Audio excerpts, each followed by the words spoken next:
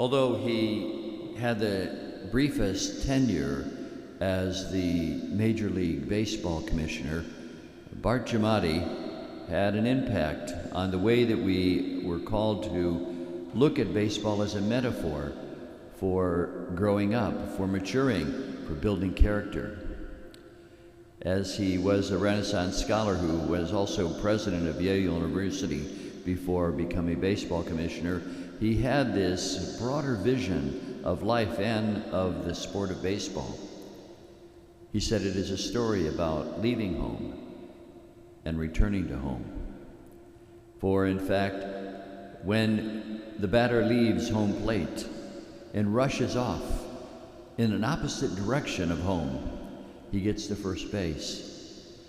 And then the runner has to make a decision and makes a sharp right angle going in an altogether different direction, making decisions on his own for how he would chart out his life.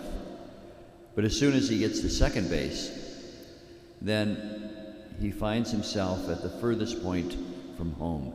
And all he needs to do is to make one step, and he's on his way home again. And coming to third, he has to make another decision, another sharp angle, in order to come in to home plate. But when he returns, he's different, and home is different for him.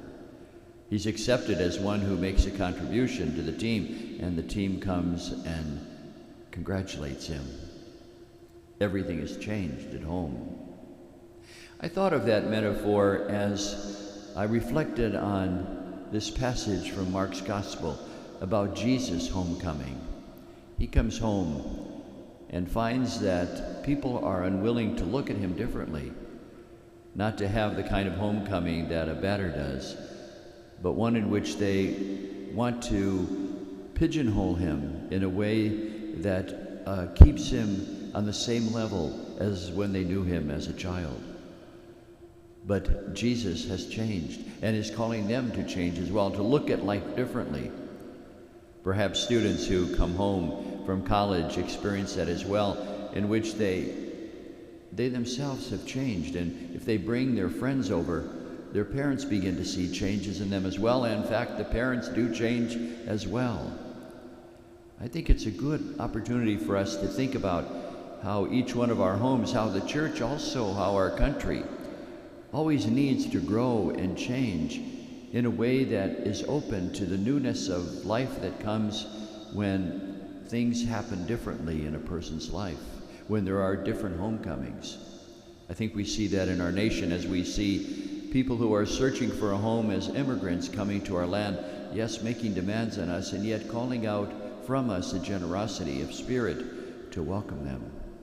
And we see this also in the life of the church, in which we each realize that there are always going to be changes, not only in the way that we worship, but also in the way that we're structured as maybe parishes come together and create a new home. Or as pastors are transferred from one place to another, and their people are asked to accept them and their leadership, even though it was different from what they experienced before. It's important for us to realize that we always need to have an open spirit of how life always calls for conversion, for change, for something new that happens. Not to be fearful of it, but see it as an opportunity in which we can grow. Yes, homecoming does make demands on us to change. Parents feel that when their children come home from school, or when those who lived apart now have family reunions, and there is an opportunity to see how people have changed. It should create a certain excitement and openness on our part rather than a fearfulness.